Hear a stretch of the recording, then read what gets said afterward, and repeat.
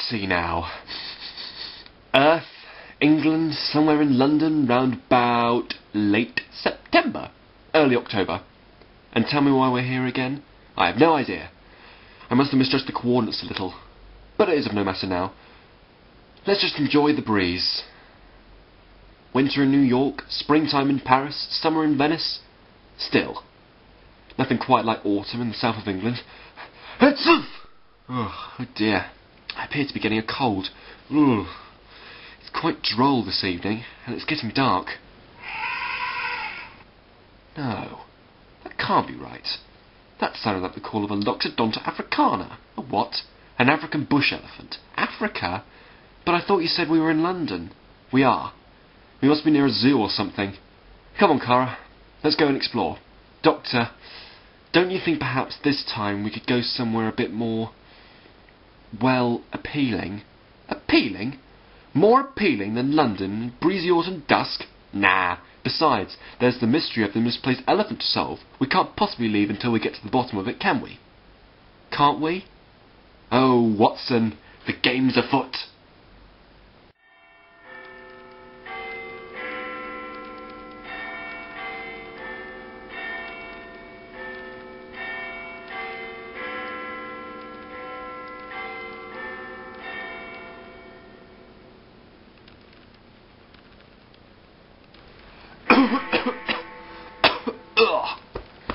Oh dear, I really should do something about this chesty cough. Doctor, let's face it, we're lost. No, we're not. I know exactly where we are. Alright then, which direction is the TARDIS? Well, it's, back in that direction somewhere. What was that? Probably nothing. Just a woodland creature. A fox or a badger. It sounded quite big to me. Well, then again, perhaps not. I don't know. Doctor, whatever this creature is, it's got our scent. It's stalking us. Stay calm, Cara. Just try and stay positive. I think it might be a little too late for that. Doctor, please tell me that you've got some ideas up your sleeve. Well, adjusting the sonic amplifier and my sonic screwdriver, I should be able to hold it off in another direction.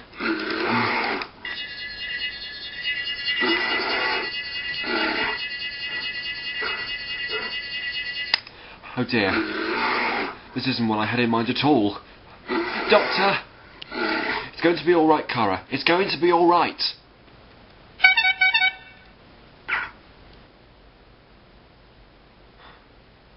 I say! Are you alright? Both fit as a fiddle, thanks to you. Many thanks for saving our lives. That was quite a shot. Think nothing of it. Is it dead? Oh no, just asleep. Tranquilizer. He should wake up in a couple of hours. Maybe a little bit dizzy, poor thing. That's the way of things, what? Well, thank you. I trust you are trained to do this sort of thing, hunting animals. I'm a member of the Royal Geographical Society. Really? Well, as a matter of fact, so am I. Or at least I was from around the year 1845 to 1911, when I got kicked out for, well, I'd rather not go over the details all the same. Now, I'm sorry, but I'm afraid we didn't introduce ourselves. This is Cara, and I'm the Doctor. Harrison, Samuel Harrison, Great Wilderness Explorer, at your service, sir. Well, it's a pleasure. Isn't it, Cara? Oh, yeah, great to meet you. You know me, sir? Oh, who in this wide world does not know the great Samuel Harrison? You are a bit of a game hunter. Why, thank you. Look, I don't wish to jump to conclusions or anything, but, you two are here for the hunt, aren't you? What hunt? I invited a few friends back to the house for the weekend to endeavour in a great hunt. It's good sport and cracking fun. You are here for the hunt, aren't you? Well, actually, no, we're not. Our, airplane suffered some minor difficulties. We were forced to land on the other side of those trees. I see. Well, you're more than welcome to come back with me. The more the merrier.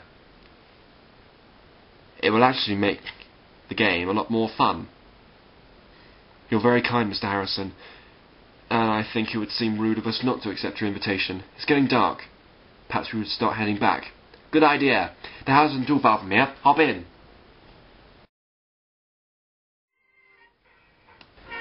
Well, here we are. Home, sweet home. Please, make yourselves comfortable. Thanks for the hospitality. Can I get either of you a drink? I'll have a glass of red wine. Very good. And Miss Cara, I'll have a screwdriver. Screwdriver, coming right up. Well, if you'd like to go through, thank you. Ah, well, isn't this cosy? And who might you be, sir? Well, I might be a number of people to you, sir. This is the doctor, and I'm Cara. How do you do? Eric Gustav, and this is my father, Arthur Gustav. I trust you heard of me? Sorry, no, I'm afraid not. And I'm Miss Fairs. Although I prefer it if you simply call me Hannah. Delighted, Miss Fairs. Hannah. My father is one of the country's leading industrialists. I see. Dark and satanic mills, that sort of thing. And what do you do, Eric? Well, I would like to... Eric will join the family business, of course, and eventually follow in my footsteps, if they prove themselves worthy, which, at the moment, is no means of a certainty. I see. And is that what you'd like to do, Eric? Well, it is not a matter of like or dislike, and it is not the place of the child to ask such an impertinent question. I'm not a child, I'm 31, and Cara is certainly not impertinent. Curious, perhaps, which in my opinion is to be encouraged. Is that so, sir? It is. After all, if we don't ask, we don't learn, do we, Mr. Goodstuff? Quite. I concur. Are you both here for the hunt? I take it that you are. Naturally. My son is not keen, however I hope this weekend will prove to be a man in him. And Hannah, what about you? Oh, I've come out here for a good old sporting event to have a good time. 2 things I hope to gain from this weekend. I do have one query. Why would you hunt down animals for sport? Don't you realise how immoral and cruel that is? Are you serious, my dear? Please, indulge us. We're not here by choice. As I explained to Mr. Harrison, our airplane hit engine trouble and we were forced to make an unscheduled landing. You have an airplane? Of the sort, yes.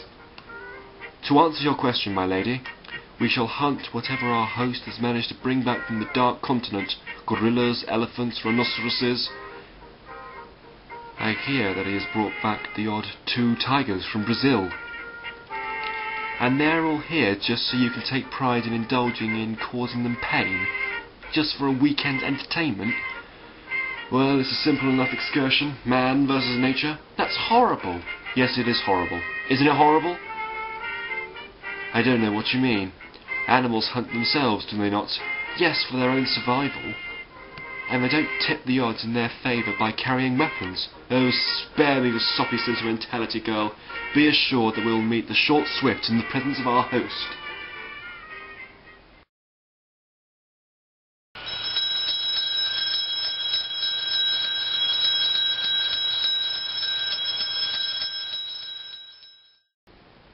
Excuse me. Are you aware that I have been ringing for attention since before 5 o'clock? I demand to speak to your master immediately. This insolence has gone on far enough. If I leave now, madam, Mr. Harrison will regret the consequences. The commendation on behalf of the Royal Bank can be ruinous. Well, so be it. Mr. Collins, you must forgive us for keeping you waiting. I am Mr. Harrison's ward. You are Belinda, are you not? Yes, sir. My guardian was most concerned that you had been kept waiting, but rest assured he will join us shortly. Would you care for a glass of port, or perhaps a little whisky? No, thank you. I prefer if we just get down to business. I'd like to get this over and done with and get the hell out of here. Very well. If you'd like to take a seat in the study, my guardian will be with you shortly. He's got some friends around for the weekend. Yes, I heard about his little hunting game. He could have changed our appointment to a time where he didn't have guests, but still, there's not much that can be done about it now, I suppose. Will you be joining your uncle in the endeavours this weekend? I'm afraid not. You don't share your uncle's love of sport? Well, it is partly that, and partly because Uncle Harrison considers rather unseemly for a lady to indulge in such manly pursuits. Tell me, Belinda, my dear, would you mind satisfying my curiosity? If I can. The little blue rock beneath the glass dome on the side of the table, the one that glitters and shines so strangely. May I ask what it is? Just one of the artefacts that my uncle picked up on his travels. I'm sure either he or Abismar will enlighten you into its origin when they appear. Yes, I'm sure they will. Ah, Doctor. Settling in all right, are you? I think I can speak on behalf of myself and Miss Cara when I say everything is to our satisfaction. For the moment. You've been a very good host. I try to do my best. I'll get Abyssmal to make up the bed in the spare room for you. Who's Abyssmal? Oh, she's a Native American who I picked up on my travels. She is a factotum to me. It was me who persuaded her to accompany me back here to the country, as my trusted friend and loyal servant. She does everything I tell her. I see. When you're ready, Doctor, I'll show you and Miss Cara to your rooms. Thank you. Oh, I'm sorry, how clumsy of me. It's all right, sir. You must forgive me. Abyssmal, isn't it? Mr. Harrison was just talking about you. Yes, sir. I am factotum to Mr. Harrison. I had travelled with him back to his homeland after my village was destroyed in a great fire. Oh, I'm so sorry to hear that. I was fortunate enough to get out safely. Others in my village were not so fortunate as I was. There's something different about you. You shouldn't be afraid. It's all right. I've seen unusual people before. You have a connection with me, don't you? You're reading my mind. It is a gift I have. I can tell what's wrong with people just by looking at them. Really? How interesting. If you will excuse me, sir, I am very busy. Yes, of course, I don't let me detain you.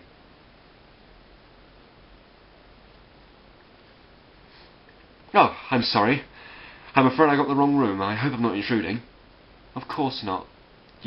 I'm the doctor. And who are you? Belinda Staines, Mr. Harrison's ward. Mr. Harrison is my uncle, and this is Mr. Collins, head of the Royal Bank. Yes.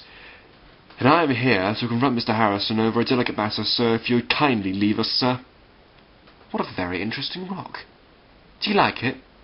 I'm fascinated. What is it? It's like a dinosaur egg made of crystal. It's not an egg. However, it does appear to have a crystalline structure. I've never seen anything quite like it. Not on this planet, anyway. You mean it's extraterrestrial? Extraterrestrial? Oh, really? It is Khama, Doctor. Khama? I'm intrigued, Abyssmal. Tell me more. When I was 17 winters old, I danced the ghost dance, as is the tradition of my people. Ah, yes, to reunite the living with the spirits of the dead, and to bring peace, prosperity, and unity to the tribe. That sort of thing. During the dance, which lasted for many hours, I fell into a deep trance, where I felt my mind leaving my body and drawing me up to join Guan Tunka, the great spirit who is and within all things.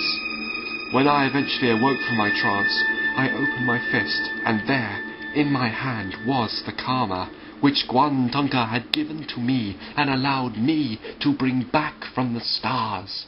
Fascinating. Oh, really? You don't want to go believing all this. It's preposterous. If anything, the poor girl probably found it grinding round in the dirt while she was in that trance of hers. You're suggesting that it was simply lying down on the ground, Mr. Collins? And if that's the case, don't you think someone might have spotted it earlier? It could possibly be a meteorite that came down during the ritual. However, Abyssmal, you seem to believe that Guan Tunka presented the Khama to you as a gift, and who are we to doubt you? Well said. Oh, you're utterly mad. There are more things than heaven and earth, Mr. Collins. Ah, Mr. Collins, so glad you could make it. Sorry to come upon you with such bad news, but unfortunately it is my sad duty to inform you that the tide's in, and it won't be down until the morning. So unfortunately I have to spend the night. Yes, and I want beastly luck. This is all I need right now. Abyssmal, perhaps you can go and make up the bed in one of the other spare rooms. Very good, sir. Sorry about that, sir, but I hope you understand. I quite understand, thank you. Abyssmal was just telling us about the Khama. Was she now? Oh, that's an interesting piece of little rock. Very pretty, but it doesn't seem to do much, if I say so myself. I'd keep an eye on it if I were you, for Abyssmal's sake. Ah, the dinner bell, good. Time for a spot of supper. I'm starving. Mrs. Bletherwick has cooked up a rather delicious pheasant. Come along. We can discuss more of this over dinner. Oh, yes. Delicious. Love a bit of pheasant. My compliments to Mrs. Bletherwick. So, Doctor, this bear that attacked you, Almost had your guts for garters. Yes, it was quite a shock. Ha! Not as much a shock as my tranquilizer gave it, I can guarantee you that. It wasn't a laughing matter, Mr. Harrison. We were almost killed and the poor animal was drugged. That's the law of nature, my dear. When the man's been in the scrapes as I have, he needs to toughen up and realise that in order to forge his way ahead in this world, there are times that needs to be ruthless, and in some cases it's to kill or be killed. Exactly, Mr. Harrison. You put it better than I ever could. Can I get anyone some more wine? I'll have a little. Have a smile? Mr. Gustav's glass is half empty. Fill it up. Now, what's the time? Oh, goodness. It's nearly 9 o'clock. Carl, you really ought to try this gorgonzola cheese. It's absolutely delicious.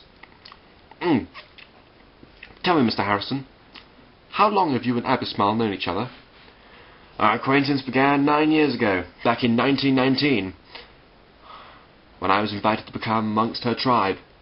Her chief took a special shine to me, and taught me how to hunt a buffalo with a bow and arrow. But as much as I was fascinated to explore the lifestyle of the tribe, further it was brought to my attention that Abbesmile here was keen to see a world beyond her own. Then one night there was a terrible fire, which spread amongst the campsite. It killed many of the tribe members, and Abbesmile was lucky. I found her and took her home with me. Others weren't so fortunate. Since then she has been in my company. She has been a very dear friend ever since. Have you ever regretted leaving your people, Abbesmile? I carry them in my heart always. Perhaps one day I will go back, but my life is here now. Abbesmile has become very much part of the family now. And what of your father, Miss Staines? My father has gone to Java, and I'm not sure when he's going to be coming back. It's getting late. I have some vintage port in my cellar, and I would relish it if all the men would accompany me in the drawing room for a drink and a game of pool. It's not often I have the company of guests to converse with. You mean to regale in the tales of your adventures, you mean, Uncle? Ah, you know me so well, child. That sounds like an excellent idea, Mr. Harrison. Please excuse my absence, Mr. Harrison. If there is nothing more to do, I will wish you all good night. Good night, Abbesmile. I think I'll go to bed too. Don't stay up too late, Doctor. No, I won't. I'll only be a little while, and then I'll nip off too. It's getting rather late. If you'd care to follow me, I'll show you to your room, Miss Cara. Thank you. Good night, Cara. Anyone else fancy calling in tonight? Miss Fairs, Mr. Collins, are you okay? I can't speak on behalf of Mr. Collins, but I would rather be delighted to accompany you gentlemen to the drawing room. Like Mr. Gustav and his son, I am here to hunt too, you know, and I would love a small glass of vintage port after dinner. I'll retire for the evening, sir. We shall discuss your business in the morning. Good night to you. If you'd care to follow me, the drawing room is just this way. Are you sure you don't want some cocoa before bed, Cara? Oh no, I'm fine, thank you. It's kind of you, but I am feeling rather tired. Abbesmile has made up a bed for you on the 4th floor. The room is high enough so the chatter of the men downstairs won't disturb you. Thank you. Doesn't a house this big normally have servants? We used to have servants, but I'm afraid Uncle's fortune is not as it was. My uncle spends half his time off on his adventures, and the other half enduring in the finances enabling him to do so. That's why Mr. Collins is here. He's from the bank. But don't tell my uncle I told you that.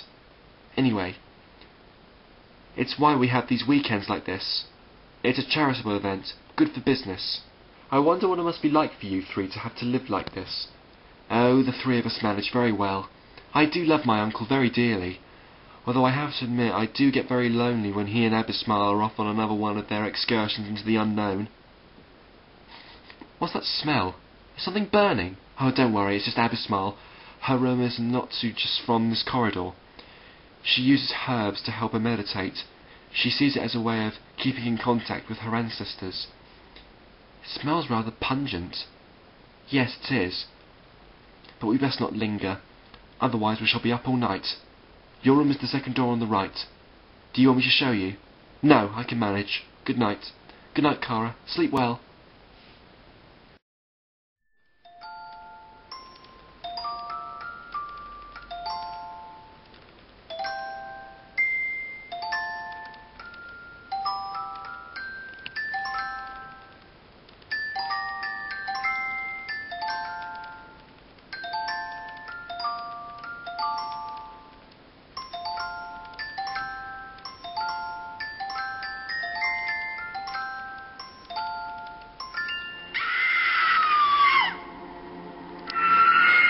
Doctor?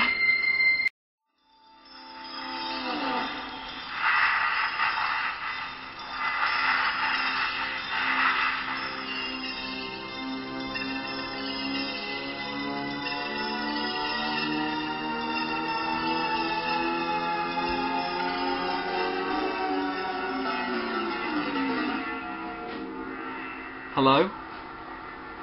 Is anyone there?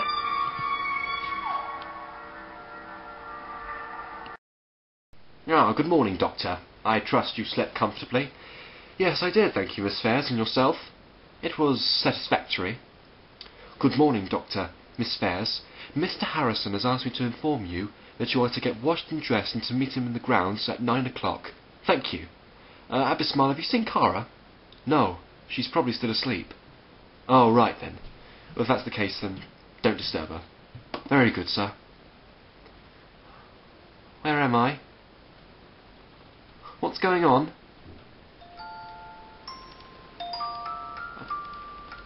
I know that. I know that music. Intriguing, isn't it? Who are you? Your friend? You have no reason to be afraid of me. I can help you. I want to help you. How did you get here? Through the consciousness of your mind. Am I dreaming you? Is that it? Possibly. Listen, I don't know where I am. None of us do. We're all just actors playing on the stage of life. No, I mean, I don't know where I am. What is this place? You're dreaming. Perhaps it's time to wake up. Come on. Wake up. Wake up. I can't. Pinch yourself. You're scaring me now. Doctor? Doctor, help me. If you're dreaming, then you should be able to wake up. Obviously. Ah, morning, Doctor. Good morning, Mr. Harrison. Hope you're ready to rumble this weekend. The activities start now. I thought we'd try out some target practice this morning, and then break for lunch, and then after lunch we can try out the real thing. Does that sound like a plan to you? I'd rather not. Mr. Harrison, have you seen Cara at all? I thought she was with you. Never mind. Oh, well, you're not joining the ground. Be damn foolish of you to refuse the offer of a rifle, Doctor. In my experience, it's hard to make friends with someone if you're pointing a gun at them, Mr. Harrison. Now, if you'll excuse me, I must find my friend. Mr. Harrison! Mr. Harrison, I have urgent news. What is it, Abismal? The Khama. It's gone. What? I came down the stairs, and I noticed it had vanished. Then someone must have taken it. Don't worry, Abismal. I'll find the culprit. I shall find them with my magnificent powers of detection.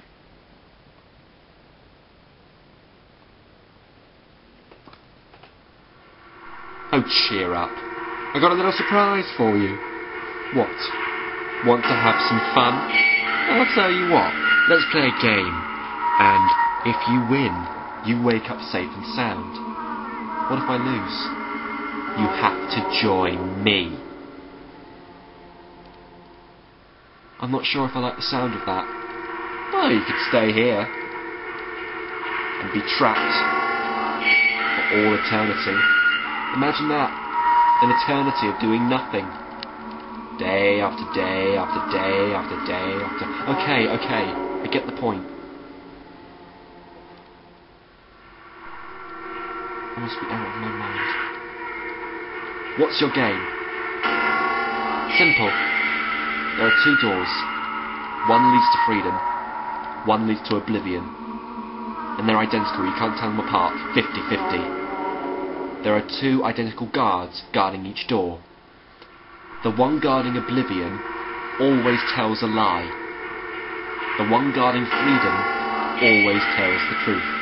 Piece of cake, is it? Well then, all it takes is for you, my dear, to work out which door leads to where. Obvious.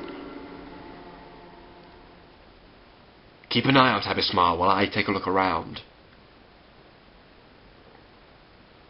What's going on, old boy? Don't move! Sorry. What are you doing? One of the people here is a thief. They're after my blue rock. Don't be ridiculous, old boy. I think you had a little bit too much to drink last night. You're a bit paranoid. You're a bit under the weather. You know what you need? A nice cup of tea. I don't want a cup of tea. Make you feel better? Get away from me, you snob. What's gone into you?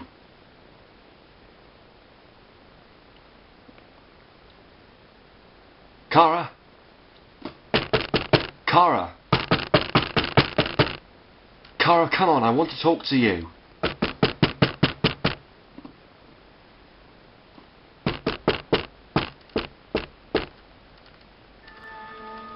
Okay. Would he tell me that this door leads to oblivion? Yes. Then the other door leads to freedom and this door leads to oblivion. How do you know? He could be telling the truth, but then he wouldn't be. Because if he said the answer is yes, I know the answer is no. But he could be telling the truth, well then he would be lying. So if he told me the answer is yes, I know the answer is still no. Is that right? I don't know. I've never understood it. No, it's right. I figured it out. I could never do it before. I think I'm getting smarter. This is a piece of cake. Ah! Oh no. I made a mistake. I want to start again. I want to go back. Too late, I'm afraid.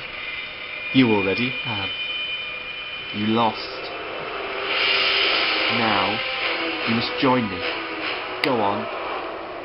Join me. Kara. Kara, come on, open the door. You okay? Fine. Yeah, fine. Sorry. Are you hiding something?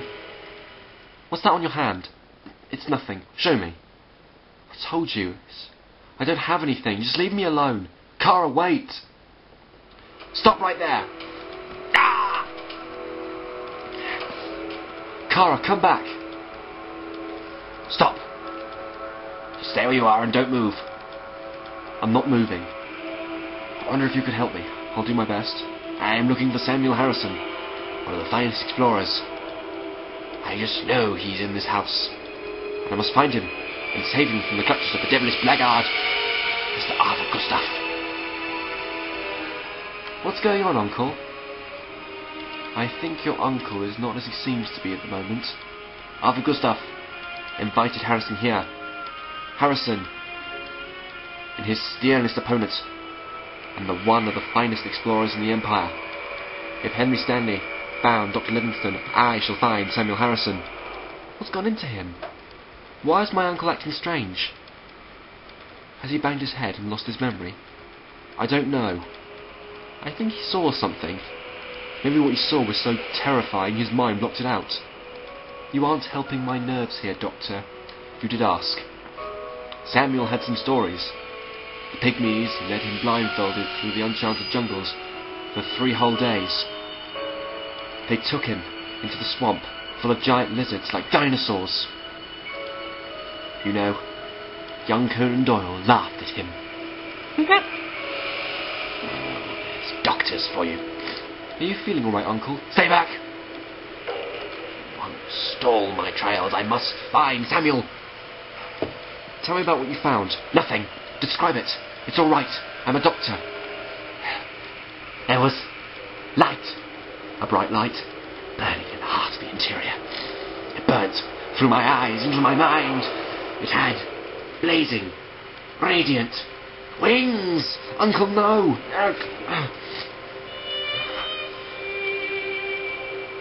Samuel, old chap. Found you. What have they done to you? You look like a ghost. Ah, there you are, Mr. Harrison. Now, I do believe there is a matter of discussing the business in which you instructed me after. After all, you made the appointment.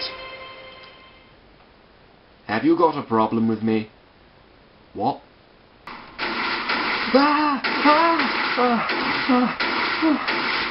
It's okay. Belinda? Your uncle's mental. Run! What's going on? Why is my uncle behaving this way? He's forgotten who he is. He's suffering from memory loss. He's ill.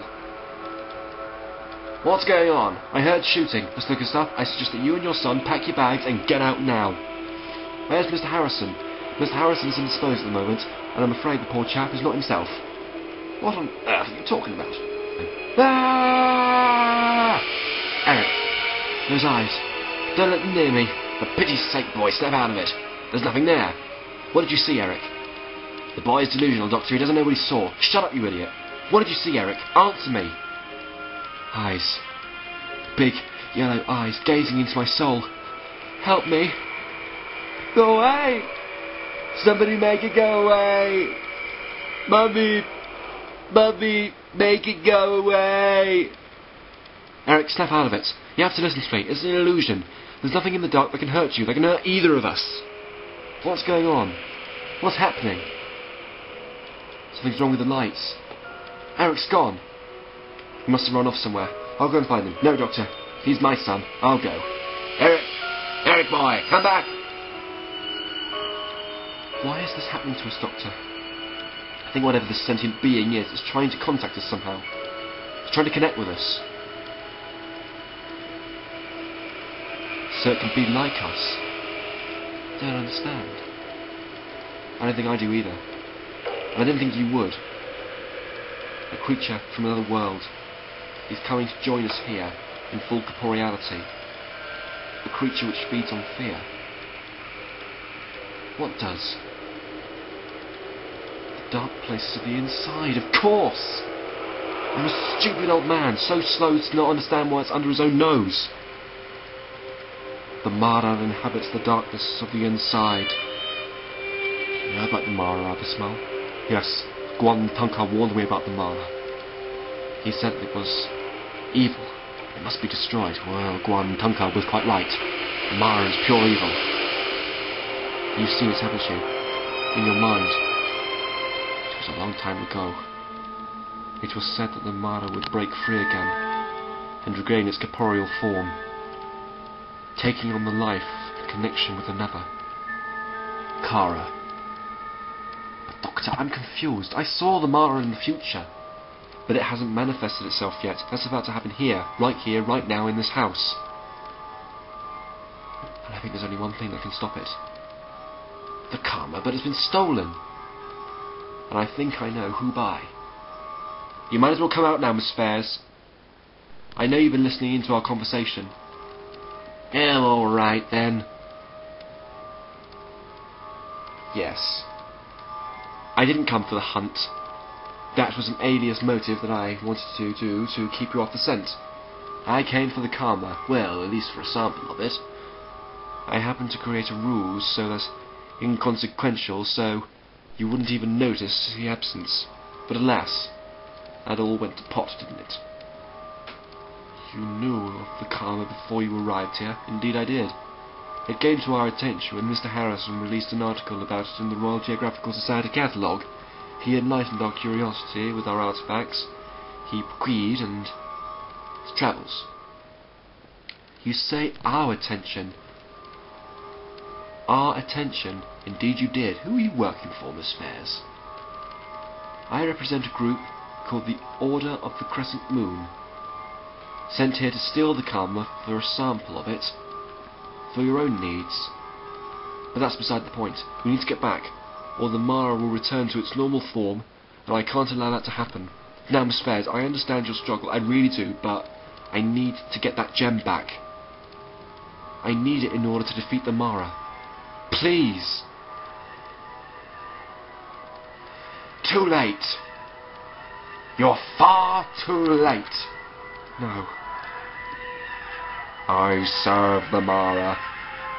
We are one, and the Mara will live again. I think we may already be too late. No! I can stop this! Abysmal, don't! Of course! Belinda, get down on your knees. Join in, now! Concentrate! Concentrate! Doctor, what's going on? Stay back, Kara, or you'll break our concentration. If the bond is broken, the Mara will escape. The Khama. The Khama!